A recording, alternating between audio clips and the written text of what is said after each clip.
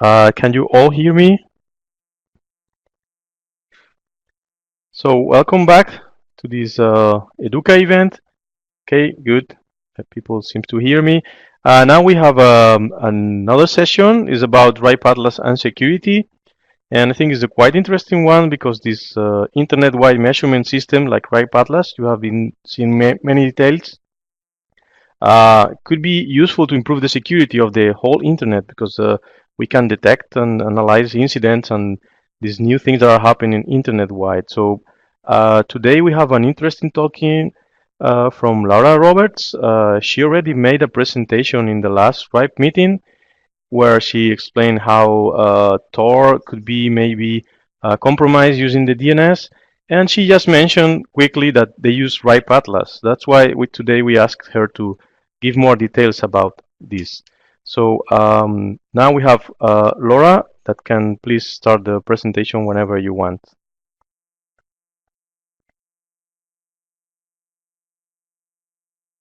Okay. Hello, do you hear me?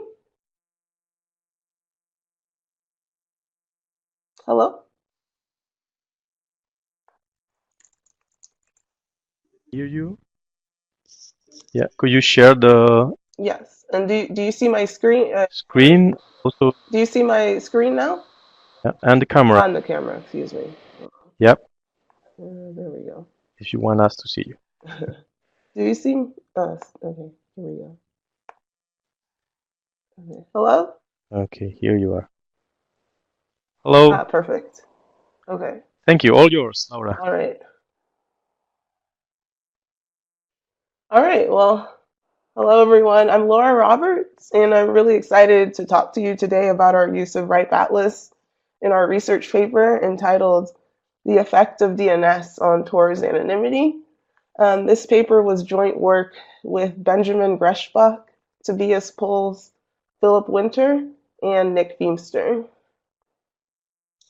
So in this talk, I'm going to guide you through the details of how we used RIPE Atlas to perform our internet scale simulations for our paper.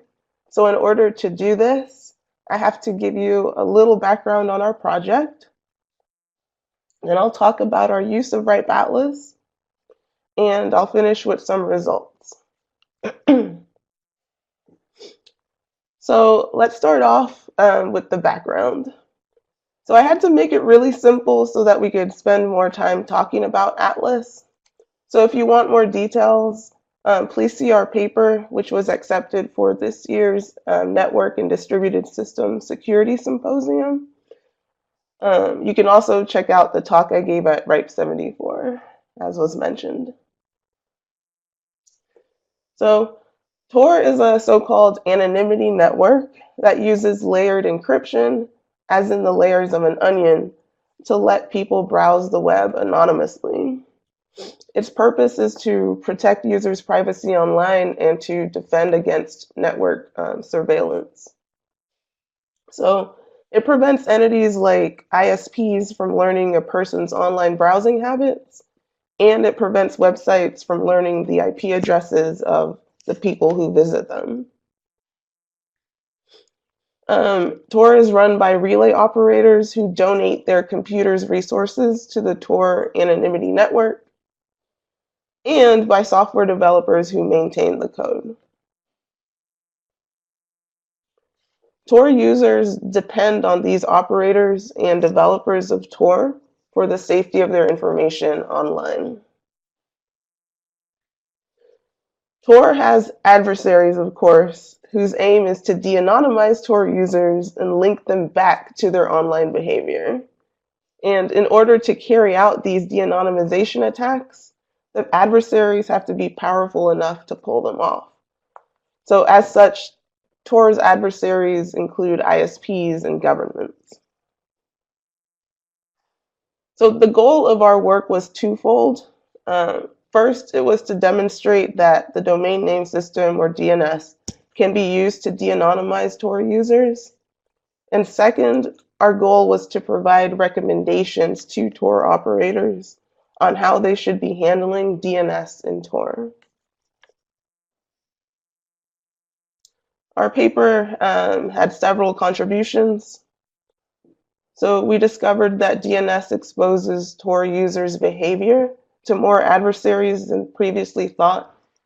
And in our work, we focus on autonomous systems as adversaries. We discovered that Google gets to learn a lot about what websites Tor users are visiting via DNS. We created proof of concept de-anonymization attacks that we call defector attacks that take advantage of DNS. And finally, we performed simulations at internet scale in order to understand how our attacks could affect real people. The last contribution is where RIPE Atlas comes in, so we'll delve into that now.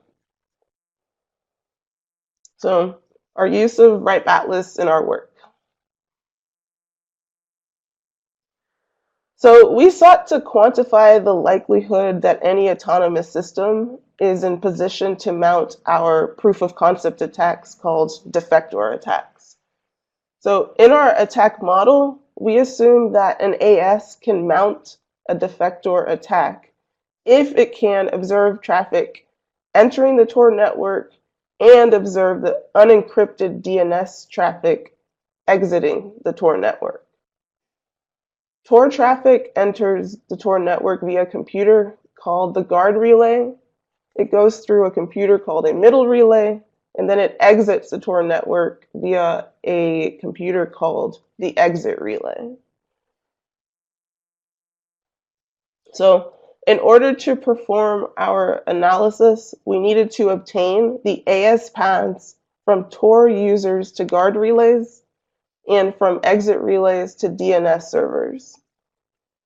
An exit relay can perform DNS resolution in two ways. It can do it by running a local resolver and performing the resolution itself, or by relying on a third-party resolver such as its ISP's resolver or Google's public resolver. So in the case of exit relays that perform local resolution, an effective position for an adversary is both anywhere on the AS path between the Tor user and its guard relay, and anywhere on the path between an exit relay and any of the name servers that the exit relay has to communicate with in order to resolve a domain name. So here we see an example for Baidu.com. So all ASs along the path from the exit relay to these name servers will be able to see the domain names that the exit relay is querying. For exit relays that rely on third-party resolvers, the adversary instead has to be on the AS path between the exit relay and that third-party DNS resolver, along with being on the path, from the user to the guard relay.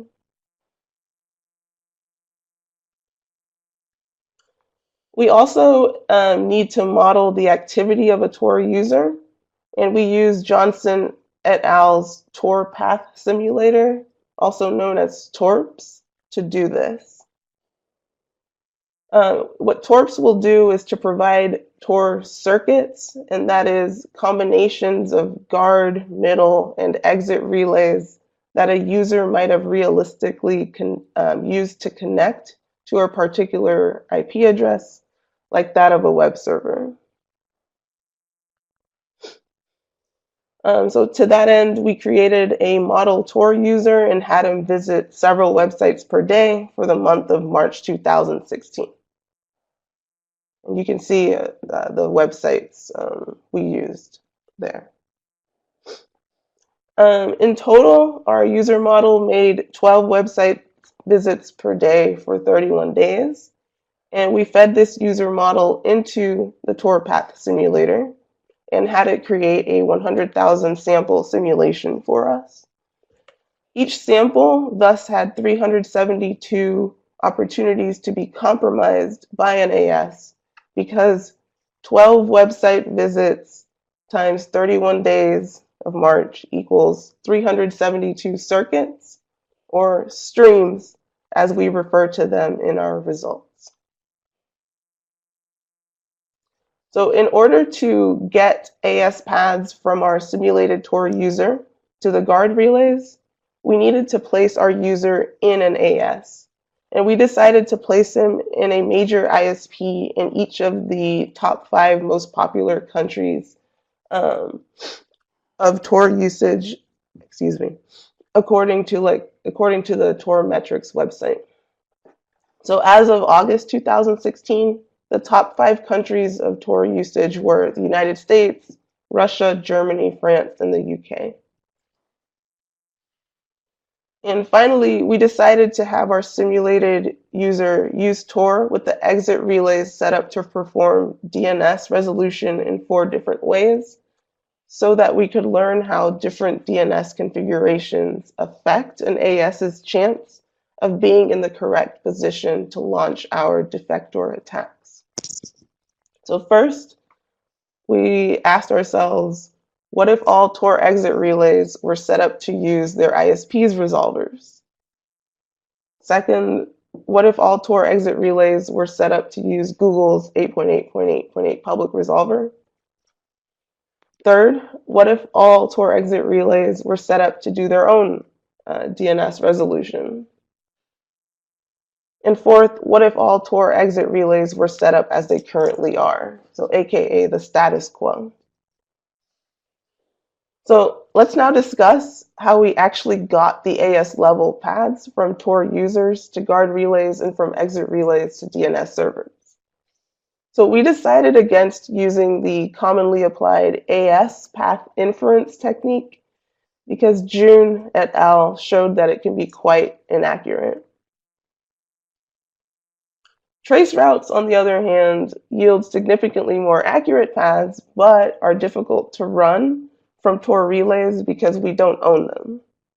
Some past work has involved asking relay operators themselves to run trace routes on behalf of the researchers, and this approach yielded trace routes from relays representing around 26% of exit relay bandwidth, but this does not scale well.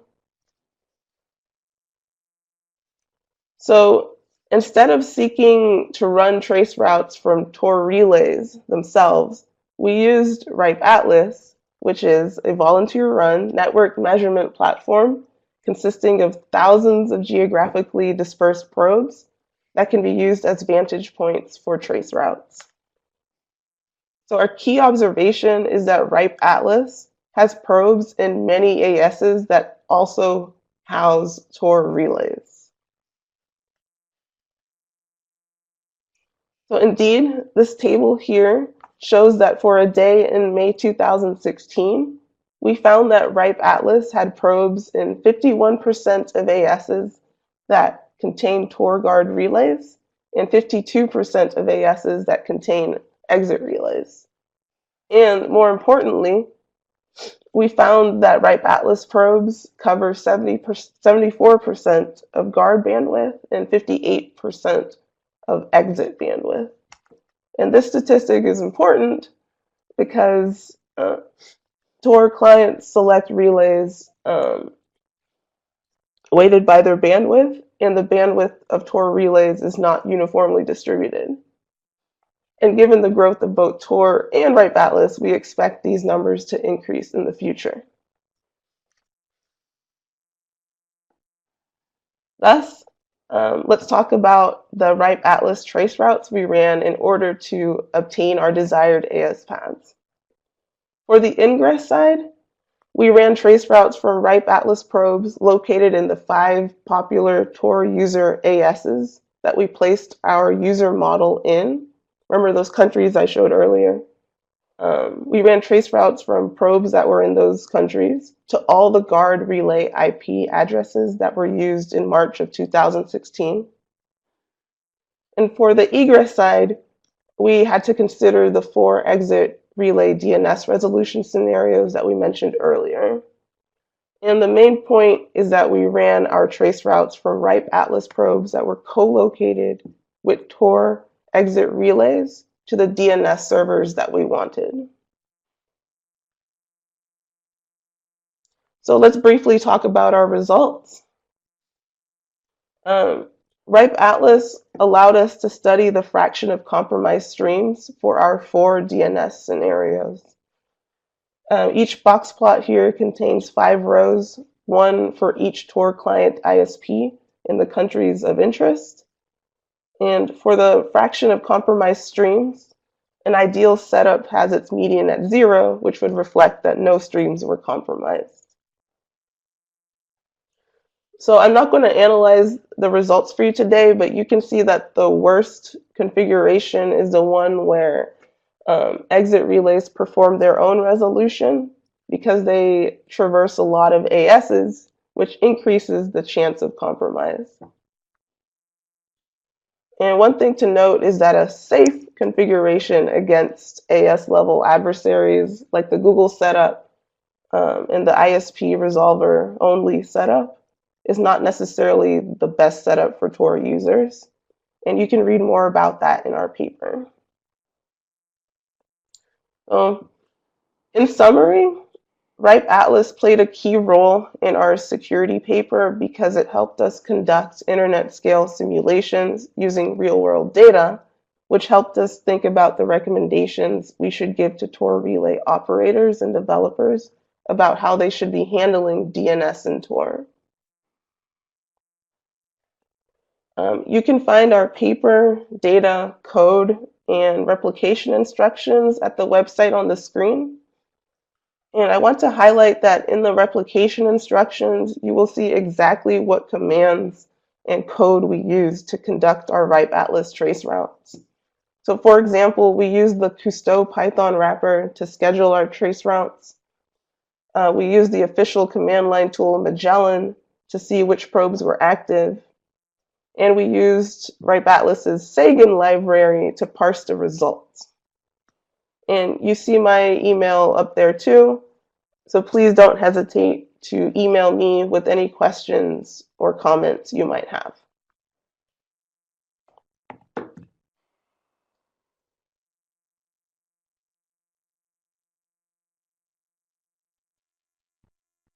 Yep. Thank you very much, Laura. We appreciate you are here with us today because there's a big time difference and you also seems not 100%. Quite interesting. Yeah, excuse me. No problem. No questions for Laura? I have one because you are a user of our system, and I would like to know if you consider another ones. There was other alternatives, and why did you choose our RIPE Atlas? Yeah, we did consider Planet Lab, but apparently that is used only in research and like education networks, and we didn't think it would be realistic enough for us. Mm-hmm. So yeah, RIPE Atlas was perfect. Okay, good. Good. So thank you very much. Just to say, everybody, that this session has been recorded, so you have access to it. On the bottom, that you have a feedback survey. Please, you can fill it to give us some feedback. And we finish here our session. Thank you for attending. Thank you, Laura. Bye bye to everybody. Perfect. Thank you. Bye.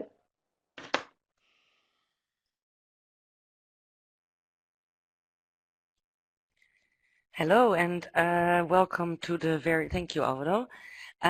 Welcome to the very last session today, which is the closing session. My name is Rumis Pretlikanis, and I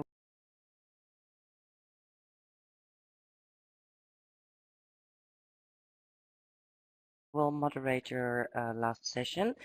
As you probably know by now, you can find all the presentations in the right corner, so you can download them yourself, and all the sessions will be recorded, so you can also watch it back later. So this last session is kind of a closing down of today's event. And I would like to introduce you to my colleague, Robert Kisteleki, manager of the R&D department. And he is going to give you presentations on the future plans for RIPE Atlas. Hope you enjoy it. Welcome, Robert.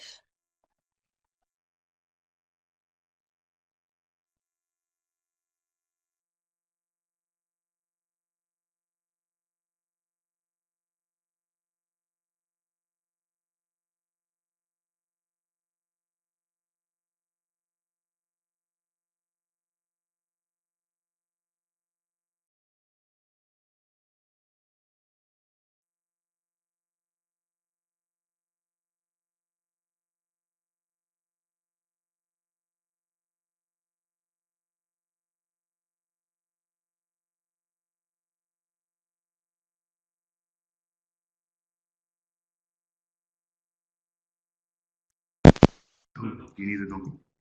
I do. You need a dongle. You need a That's dongle. the new.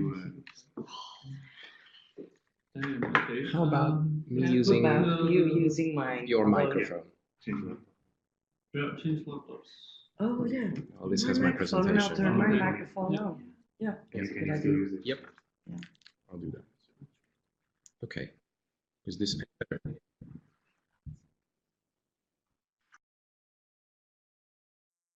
Okay. Is this any better? Probably should turn-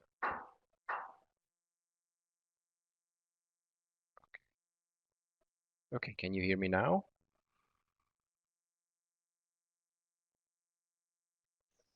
Okay, now that's better. Okay, sorry for the interlude. Yes, my name is Robert Kisteleki. I work for the RIPE NCC R&D department, and I would like to talk shortly about what we have in mind for the near future about RIPE Atlas. This is nearing towards the end of our time, so after an exhausting day, I'm hoping that you will have a better impression of what's yet to come, and I will try to keep it short.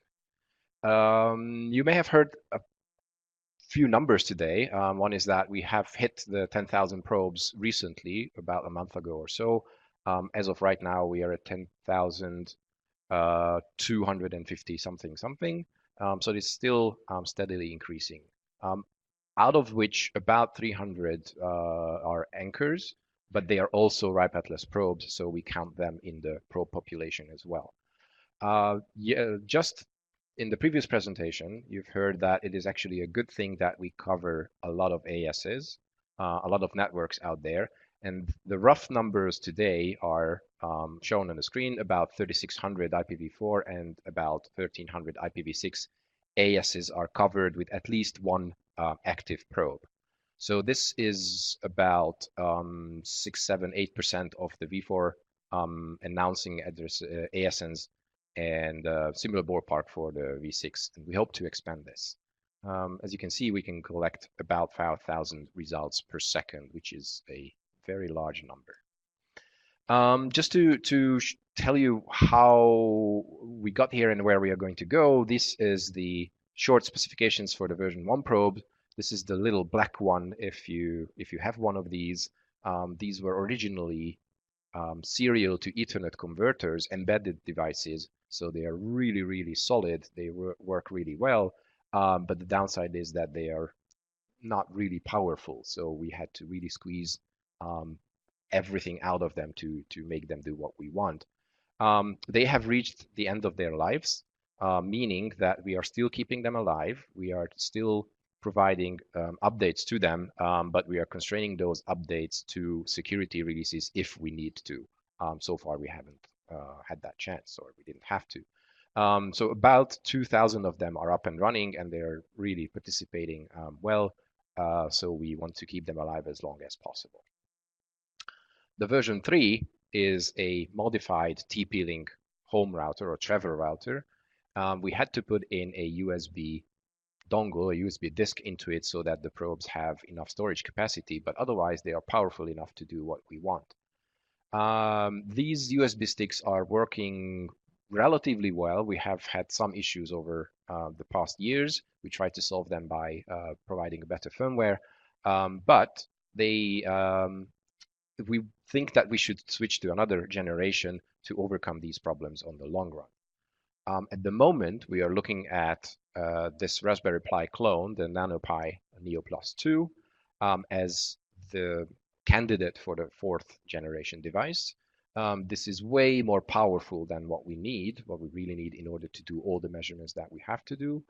But the good news is that this is almost off the shelf. We need to do some logistics work around it, but it has all the components that we need in order to run an Atlas probe.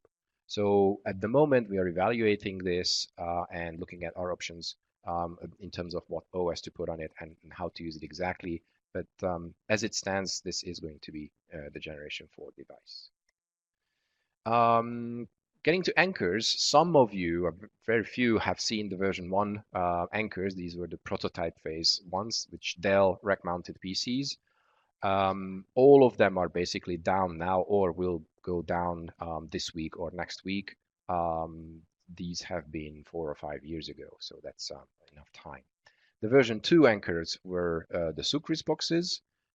They have been deployed until the last months, and if you have been here at the very first session, Kaveh mentioned that we were slightly surprised that we could no longer get them. The manufacturer is no longer supplying them, but they have been still deployed as of last month, and still until they become end of line, which is most likely until like 3 years from now or so, they will be up and running. So there is absolutely no need to jump over to the next generation device.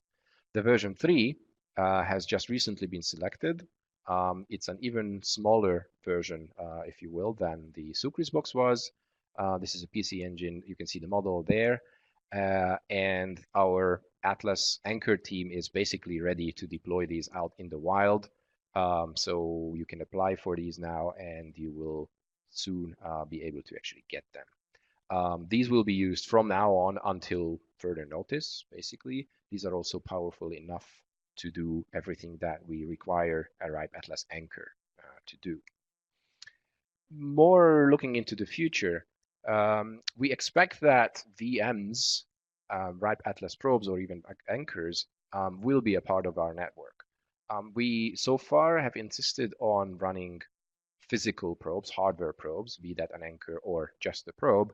But there seems to be a demand from some people to deploy VMs, mostly because they have the VM infrastructure in place already.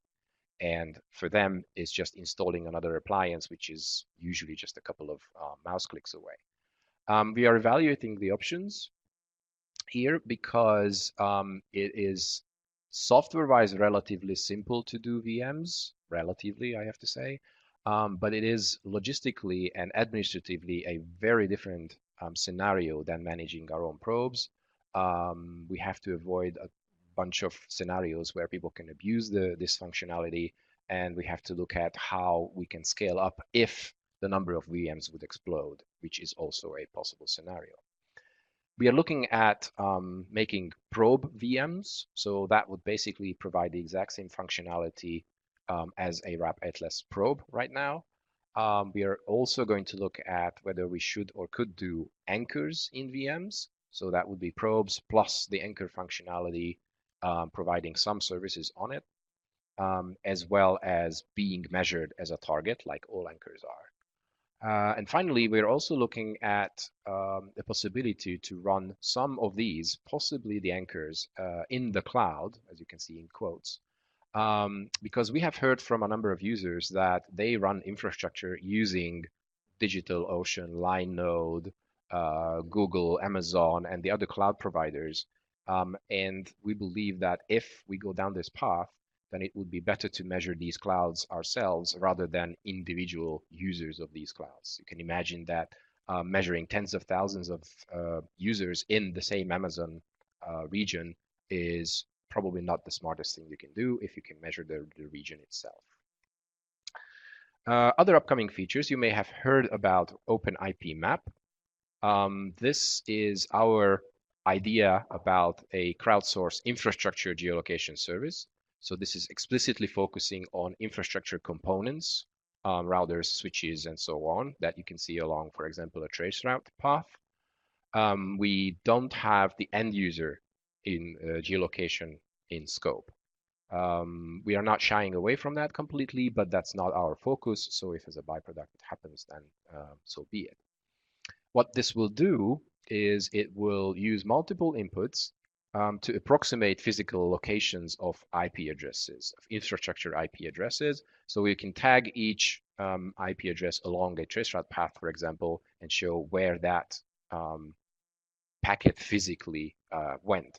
This could be highly useful if you recall, for example, the IXP Jedi use case that Emil mentioned. You can also figure out so-called hairpinning, where traffic just takes an unusual route to come back roughly to the same place again.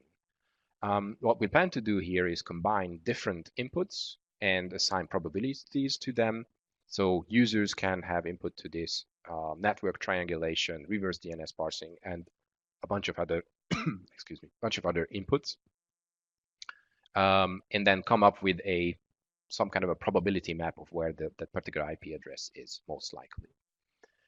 We will integrate this with RIPE Atlas. You can already see a prototype of this in RIPE Atlas if you run a traceroute measurement, but the data will flow back and forth, both from and to OpenIP map.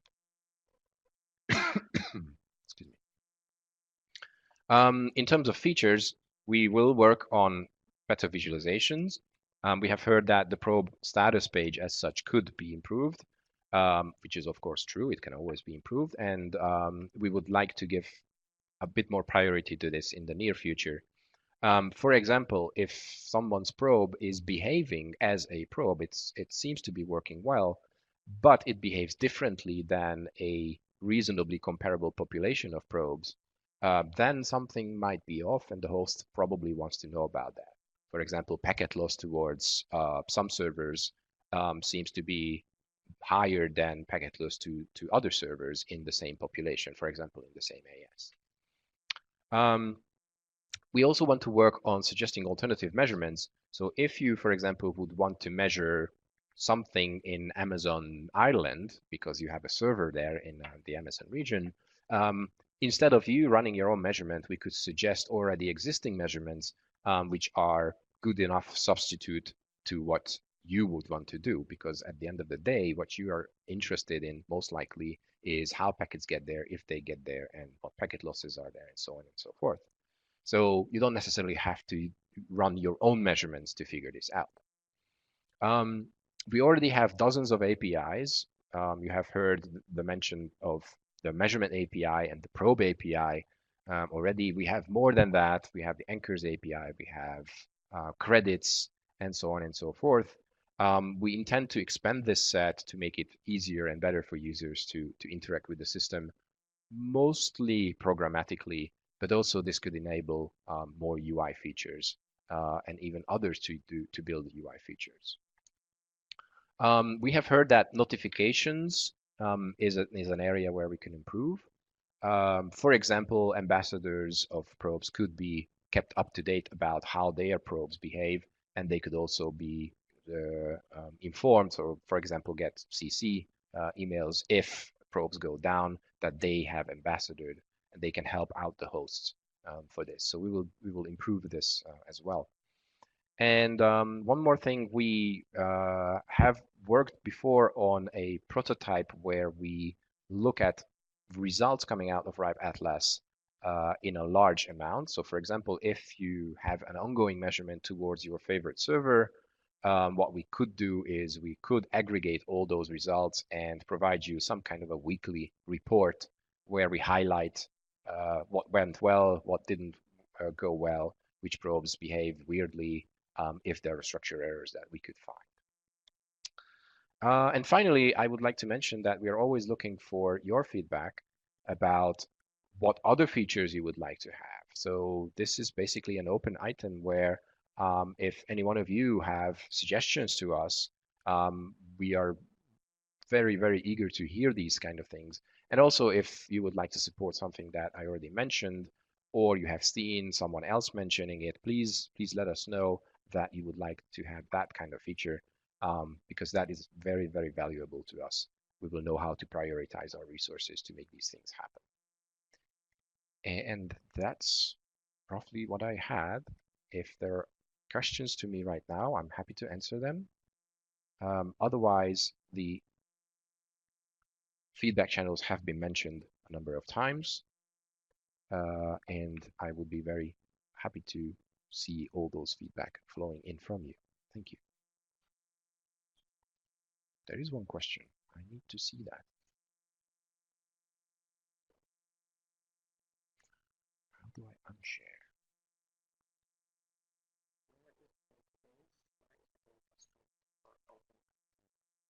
Ah, yes, now I see that. Okay, OpenIP map at the moment is in a prototype phase. It is, as I mentioned, it's already integrated with RIPE Atlas, but it lives on a separate infrastructure, basically only for this prototype purposes. I don't know the URL by heart, but I'm sure that if you ask this to us, then we can answer that. But a good starting point is that if you go to the web interface and then look up a traceroute measurement of your choice, there are pointers that actually lead to the server and the service that hosts this. The data is available, so it's even downloadable, the database that we have compiled so far based on crowdsourced input and the others. So it's all there. In the non-prototype phase, in the production phase, we will also publish the inputs and the outputs of the system, and I expect that we will come up with the first non-prototype version around the RIPE meeting in 3 weeks or so. You will know more at that point. I have a question too, actually, for you. Thank you very much, Robert. I would like to know, well, you mentioned, well, you've achieved your target of reaching 10,000 probes. Where next? Our initial goal was to reach 10,000 probes. Good one. Our initial goal was to reach 10,000 probes based on funding that the RIPE NCC puts in, as well as sponsorship money. From now on, we want to rely on sponsorship alone. So the RIPE NCC will not spend more than reasonable resources on keeping the network growing. That's one answer. Another one is that we are always looking for topological diversity. In other words, we are looking for places where we do not have probes yet, and topologically especially, so ASNs and networks that we could cover. So we are still looking for people who would like to help us with that. And then the third one is that with the introduction of VMs, I believe we will reach networks that do not have physical probes yet. So that's yet another expansion. In terms of numbers, sheer numbers, 10,000 seems to be a good enough number such that people see the value of the network. Thank you. But we don't want to limit the growth of the network to this. And in Emil posted the URL. Great. For the Thank you, Robert. Are there any other questions? Okay, well then that brings us actually to the last moment of today. This was the last presentation in the last session. We really hope you enjoyed today's session. I would like to remind you again that all the presentations can be downloaded. Everything has been recorded and will be made available online for you. And please let us know what you thought of today's event. Download or fill in the survey. If you want to send additional comments, you can always send it by email to us to e-learning@ripe.net. We would love to hear what you thought of today's event. If you have any suggestions of improving and changing things in the future, or even topics you think we should cover in one of these events, we rely on you to make this an as nice experience as we can. So we hope to get all your feedback. I also would like to do a special thanks to all my colleagues within the RIPE NCC to help us out, and especially a special thank you for our external speakers, Laura Roberts, Christian Kaufmann, Stefan Bortsmeier, Shane Kerr, and Willem Torop for taking time out of their busy schedules to help us out with today's event. I hope you found it useful, and see you again very soon at some other online event. Have a very nice day and see you soon. And don't forget the surveys. Bye.